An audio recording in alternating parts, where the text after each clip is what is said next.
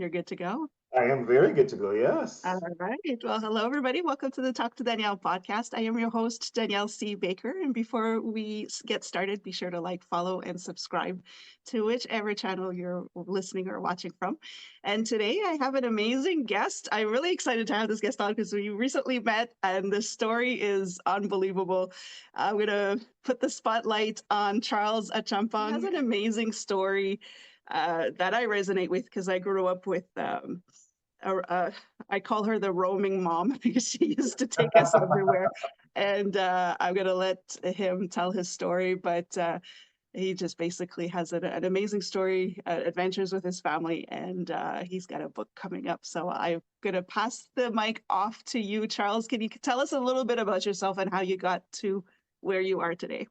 Sure. Thank you very much, Danielle. And thank you so much for having me. This is my first podcast, so I'm excited and enthusiastic to be able to join you and your audience today. So, a little bit about me. I grew up in Ottawa and have spent over 20 years working across the public, private, philanthropic, not for profit sectors, leading a number of different transformative initiatives and organizations like the Vancouver 2010 Olympic Games. So I worked there for a stint. I worked at Scotiabank, Ontario Trillium Foundations, and really these experiences really shaped my commitment to creating lasting change, social change, and empowering communities. And it was really this transformative journey around the world with my amazing wife Janice and my two wonderful daughters, Cassia, who's 11, and Ayana, who's 8. That really opened up my eyes to the power of travel. And Mhm. so, really, after 10 years of planning and saving and daydreaming, we swapped basketball practices and work deadlines for passports and plane tickets to chase the sun and escape winter as part of our 7 month sabbatical across 4 continents and 11 countries. So we were ready to break free from routine. We had one preteen who was happily settled into her own routine. But if you compare that to her younger sister, who was always ready to seek her next big adventure, so it was an amazing adventure of 4 continents and 11 countries, and it really was sort of surreal. The real win was really just not seeing the world, but also watching our kids Mm. um, watching our kids sort of change and evolve over time, and seeing how much they really absorbed every moment and every culture. And that was sort of the unexpected lesson for us. And the fact that no one can rewrite and take away what we've experienced as well was really an amazing opportunity. So, yeah, it was taking that pause, stepping out of our routine, and seeing what the world had to offer and slowing down so that we could actually truly enjoy it. I love that. And I just, this is why I like it. It's going to lead me to my next question. But Yeah. there's so many people that uh, want to travel. They want to travel the world. They want to have these experiences, but they think that they can't because they're their children. They think that it's holding them back. And you took the plunge. You actually went in and said, Yeah. no, we're going to make memories. And I absolutely love it. So was there a defining moment where you were just like, Mm. okay, we're doing this now? Because it kind of goes against the norms, right? It's just Yes. like, sure, yeah, Yes. we'll talk about that later, but was there an actual moment or is that something that just kind of gradually happened? Yeah, I mean, I could. It's funny. I was thinking about my spouse and just the conversation we had in terms of when we even came up with the idea. I like the Mm. specific moment hit us when we were actually on our honeymoon. So this is even before kids, and we even Oh, envisioned wow. how many kids we were going to have. And so it was standing at the feet of the Christ the Redeemer statue in Rio de Janeiro. We Oh, saw wow. this elderly man with an oxygen tank in tow, and he was slowly making his way up the escalator and stairs to take in the view. This is an iconic statue that graces all of Rio de Janeiro. And so later that evening over dinner, we didn't talk about it at the time, but we both saw it at different times and saw this individual making his way up to the statue. And it was later that evening over dinner, we kind of reflected on what we had witnessed and what we saw. And she said, she would love to take our future kids on a trip around the world. And we shouldn't wait Mm. until it's too late. Right. And my reaction was, I thought she was completely nuts. I'm like, first of all, there we were like newlyweds. We were enjoying Rio de Janeiro. we had not even finished paying for that trip, and she was talking about this global adventure with these hypothetical kids that we didn't even have yet, right? So I was kind of like, I'm like, okay, let me just humor her. We're on our honeymoon, right? And so I was like, are you kidding me? But honestly, deep down inside, I realized she was onto something. Like that moment planted the seed, and even though travel wasn't something that we loved, it was something that we wanted to share as a broader family, whatever that family looked like. And so looking back, I'm glad that we didn't let the practicalities of the moment overshadow the Hmm. dream of what we wanted to pursue. Because I thought it was something that was completely over our head. It was too far down the road, and it was something that was a pipe dream, something to wish for. But I think it was at that moment that could have sort of laid the foundation, the seed for us to pursue this trip and journey. That's amazing. And it goes Mm-hmm. all the way back. It's so great that, Yes. it's funny how life takes us somewhere. But of course, there's, like I said, it's unconventional. You must have had a lot of pushback Uh, or a lot of people with great, words of wisdom to talk you out of it. How did you both, because it's a partnership, how did you yes. both overcome this to say, not to get those comments or feedback get into your head and just give up on the whole idea? It was so hard. I mean, Yeah. people were shocked, but they were in the minority. Some thought we had a really good life and couldn't understand why we would quote unquote throw it all away, Hmm. as if thinking a 7 or 8 month sabbatical was the equivalent of like setting our house on fire, right? And most of our so that's one thing, but most of our family and friends though were, I think incredibly supportive. They were Hmm. excited for us living vicariously through our plans and couldn't wait to hear all about it. I mean, the pandemic really threw a wrench into our plans. This was something that we had been planning over a 10-year period. So my spouse and I have been married for, I should get this right, 13 years now, almost 14 next year. And so during the pandemic, at the height of the pandemic, we were wondering, like, can we actually pull this off? The world is shut down, it has come to an end. And so, not even that, people are like, are you sure? We were thinking amongst ourselves, are we going to be able to pull this off? But, if I think about, the main question, most people, so the pandemic was one piece, but most people ask, like, how on earth could we afford to do this, right? And some even joke that Right. we must have won the lottery, right? So we took it as a compliment, and we just realized it was a reflection of how rare a trip like Mhm. this seems, right? And so we acknowledge that this trip, and we had to share to people that it was as a result of a decade-long dream that was, years of saving and planning and intentional decision. So it wasn't a windfall, but it wasn't Right. until we put our house up for short-term lease that it started to feel real for us. The sign seemed to shock people the most, if anything, because suddenly our plans weren't just hypothetical; they were actually happening. So that was a big thing. But Yeah. we live in a go go go society, right? Where taking a break usually means a long weekend or a couple of weeks in the summer. Doing something so far outside the norm felt kind of radical for us, and so, but in the way it made people stop and think, right? So Mhm. it was for those people who called us crazy. I mean, I would just probably smile and say probably, but at least we have great stories to tell. So it was anything, and I think the last piece is that it gave people permission, I think, to dream too, not necessarily about a sabbatical, but more Yeah. about reconsidering things and saying that you know maybe asking the question, what if we could do this? What if it's if they could do it, maybe we could do it as well. So I would say Yeah. that's the reaction that we had received. Yeah. You kind of took it's no longer like one day. You just did it and you made it real Exactly. forever. You made it real for everybody. Exactly. You're just like, yeah, Even we're us. going. Yes. Yes. I Yes. love that. You did mention earlier to see that how this whole experience transformed your daughters, and it's something that I talk a lot because I Mm, had a roaming mom. I always called her the roaming mom, but we didn't travel the world. We just went from city to city. right. But it's the same, and a lot of people um, question or can't wrap their heads around Mm, the fact that you pull your kids out of school. You shouldn't be doing that in the first place.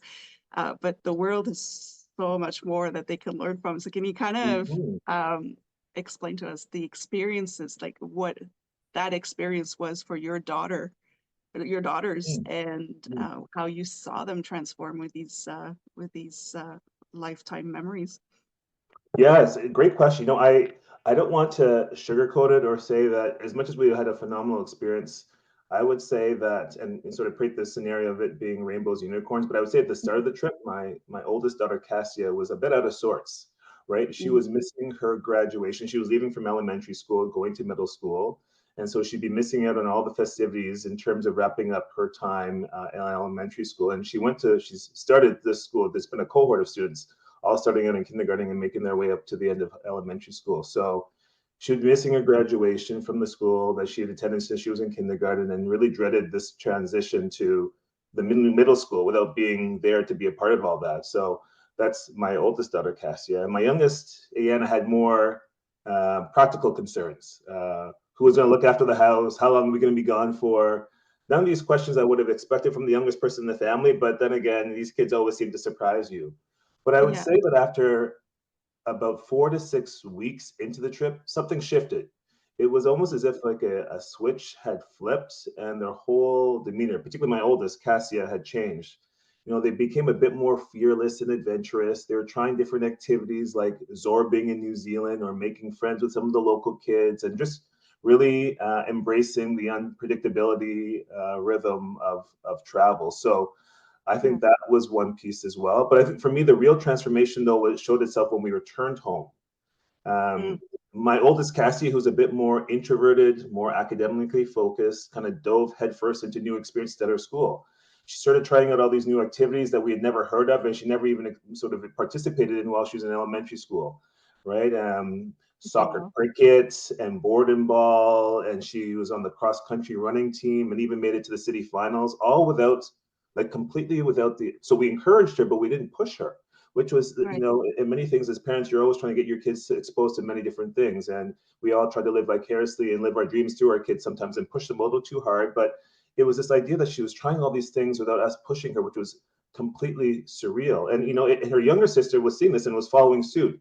She showed this new confidence and independence as well. She developed a real interest in chess and even Oh, participated in, yeah, the cross country running. There was a chess sort of initiative or activity at school, and she put her hand up and participated with her class and really kind of showed the same sort of enthusiasm she showed for, like, as well. And so it it's like both of them took every lesson from our travels and applied it to this life at home, right? And so mhm. for me, what stands out is this kind of newfound sense of independence that they both have. They're not just trying new things, but they're fully invested in taking ownership of their interests and tackling some of the challenges head on. And so for me, I think the Yeah. biggest surprise is that they're no longer just observers, but they're actually active participants in what they're doing, ready for whatever comes. And for me, as a parent, that to me is like the greatest reward of all, to see how adventurous and how much outgoing and how their true spirit is coming out. And so I really enjoy and really appreciate that. And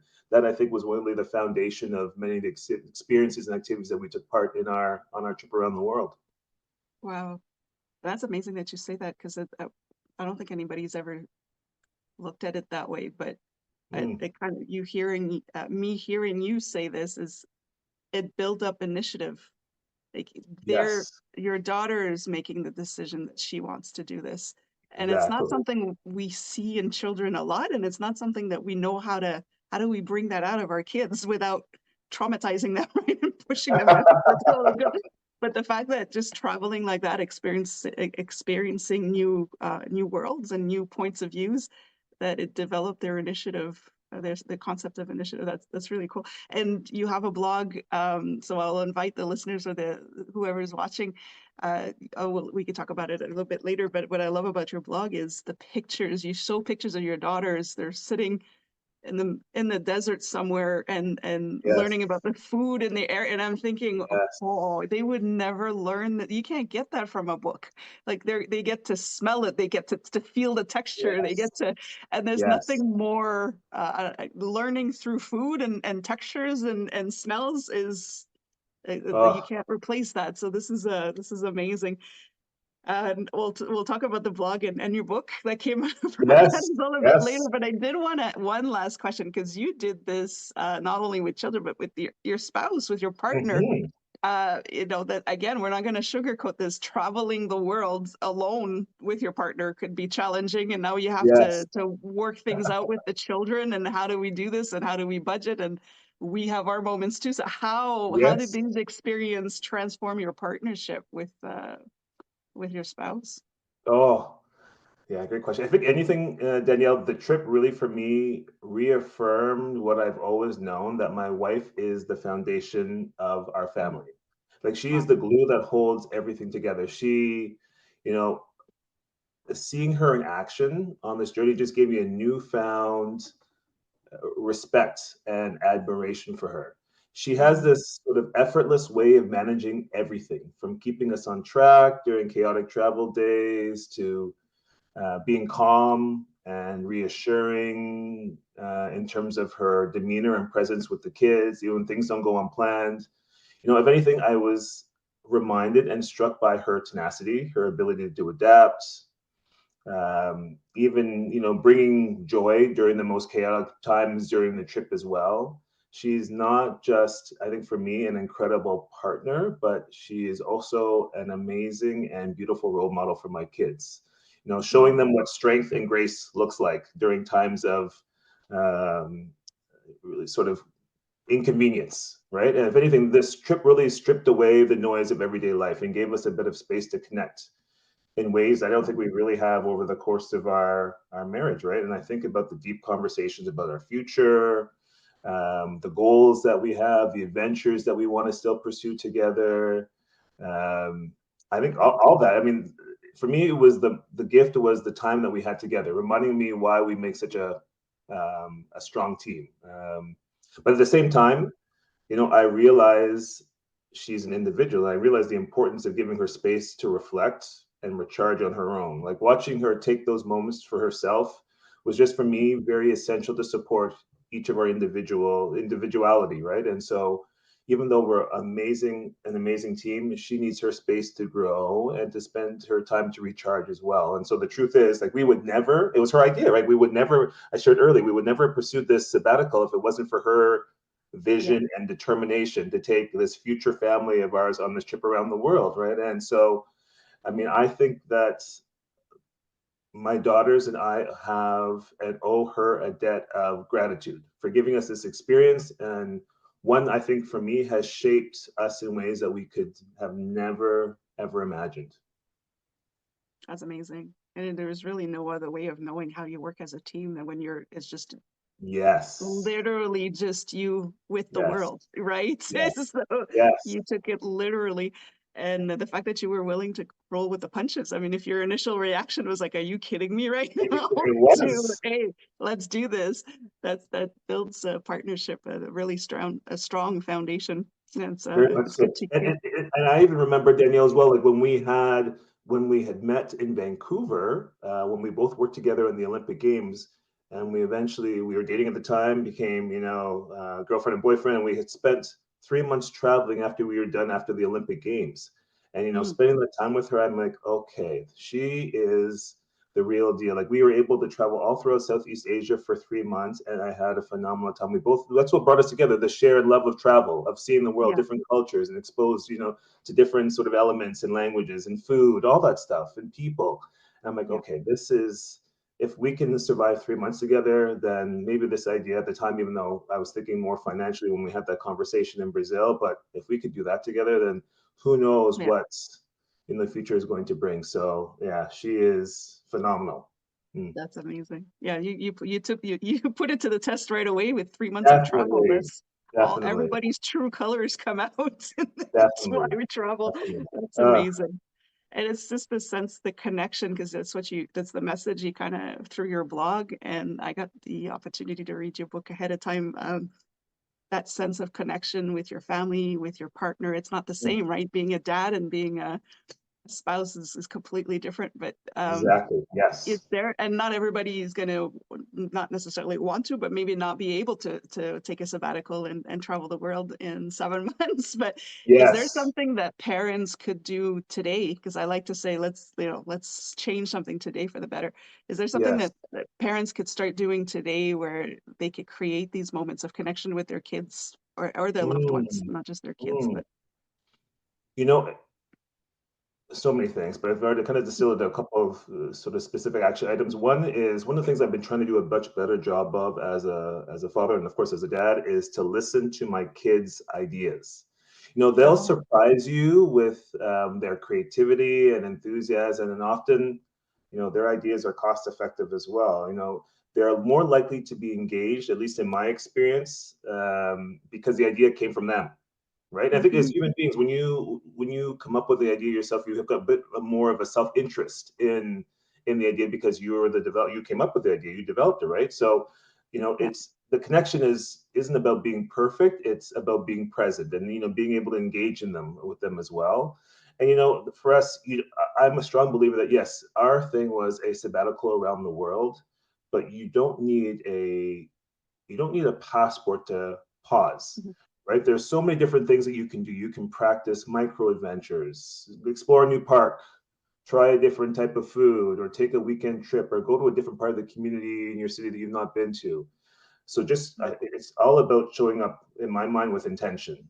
But that the for the me the biggest thing was just listening to your kids' ideas and actually fully listen to what they're saying. Don't go through the motions. Be present. Actively listen and engage and ask them questions about what it is that they want to do. So I think for us, even though we had planned this trip, um, and if there was one thing I would do differently, we had kept this a secret from our kids until we actually announced it to them Oh, about a year ago, actually, just prior to the holidays a year ago before we went. And, you know, I had this reaction in my mind as to how they were going to react in terms of participating on the going on this trip. And I think I shared the reaction earlier. My oldest was just upset and stomped off to her room, and my youngest was confused as if to say, like, where are my parents taking? We're doing what? She's too young to kind of fathom and understand what was going on, right? And yeah. so if I were to do it, I mean, there's a pros and cons. We wanted to keep it a secret because we didn't want to put it out there in the universe just yet. We weren't ready to, but the silver lining was the fact that we involved them in the planning. So once we had decided which countries we were going, and we said, okay, what activities? It's you take it as a project on your own to research and do the sort of Mhm. the due diligence of activities that you would like to engage in each country. We may not be able to do all of them, but let's choose what are your top three. So I love the fact that we were able to solicit their ideas to help participate on the trip, and there was much more excitement and enthusiasm when they knew that they were participating in an activity that they had come up with and had done the research about. So um, listening to your kids' ideas for that worked wonders. And so if you can apply that to your own daily life, I think that will pay dividends as well. It does make a big difference. We plan sometimes. I'm not talking about a trip because now a big trip like that you do need to plan, but just Yes, day-to-day stuff, we try to sometimes we over plan and the kids can't yes, really enjoy, they don't have time to enjoy what we're doing because we're moving to the next programmed activity. So asking them, working in daycares, when we switched over to learning through play, where now we're playing instead of teaching, yes, but we're teaching yes, through play, and educators are just like, I don't know what to do. I don't know this. And it's just, did you ask the kids what they wanted to exactly, do? Just ask the exactly, kids.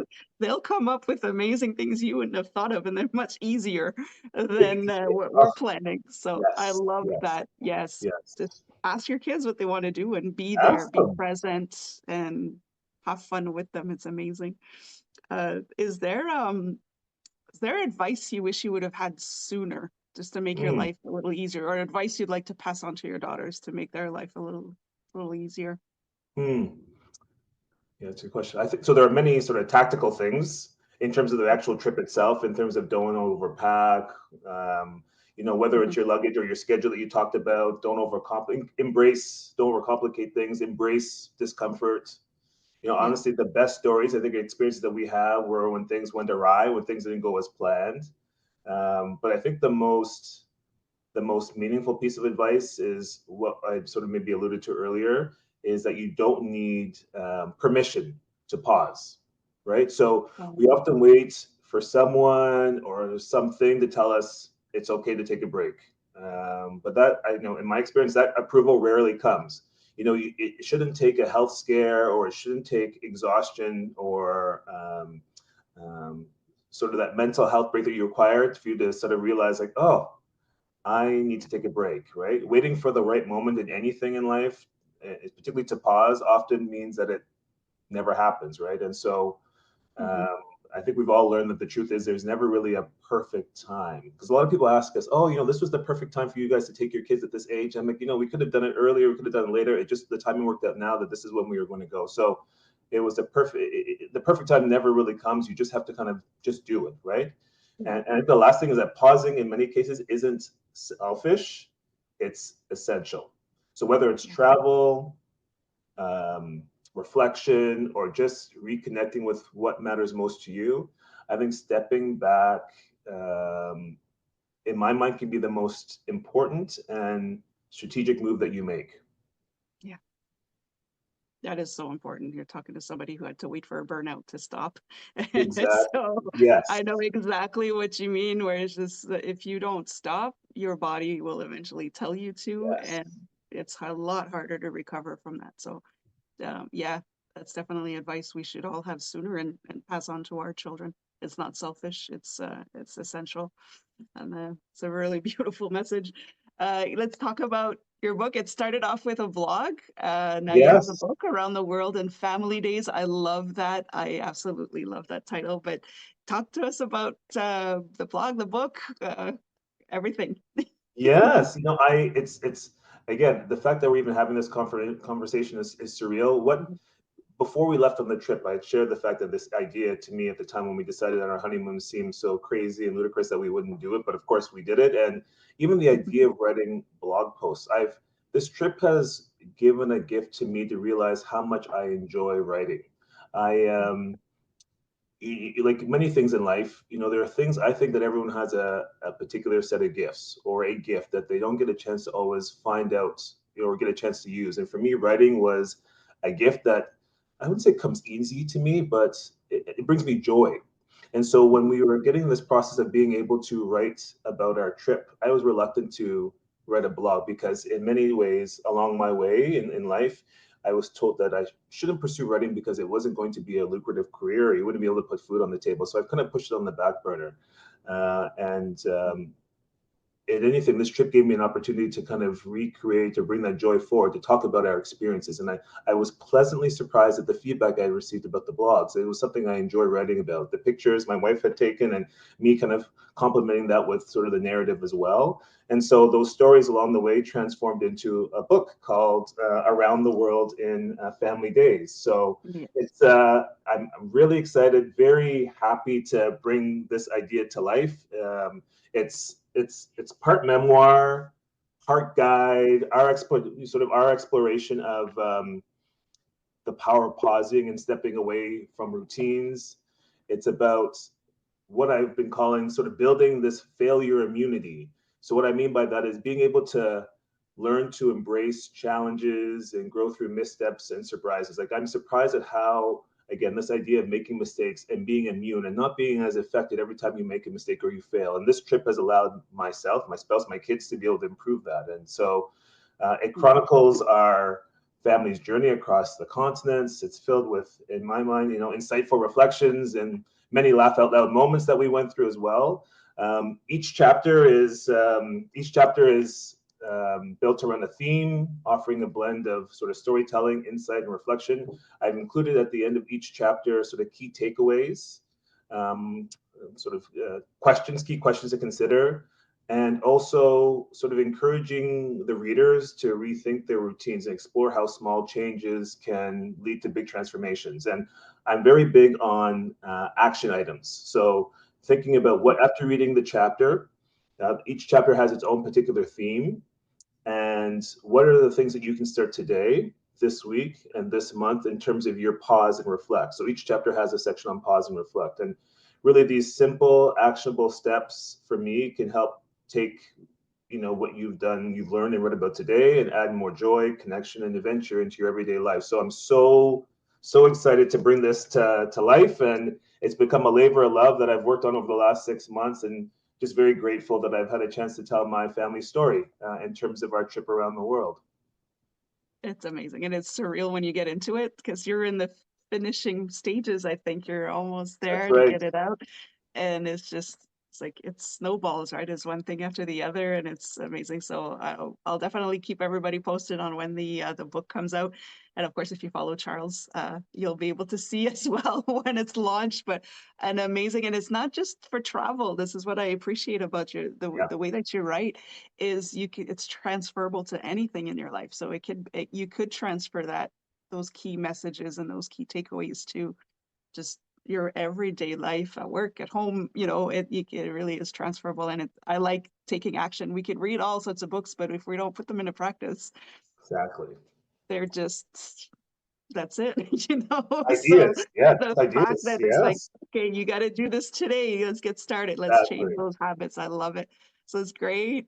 So we have that keeps you busy, Yes. keeping that book going. But what's next? What comes after that? Do you have anything planned? I mean, Oh, planning a trip takes a lot of time. Like a lot of time and energy goes into planning a trip, and then after that, it's a lot of time and energy to keep everybody alive during the trip. mhm, And then mhm. after that, you have the book, everything. So, but there's got to be more after that. What's coming up?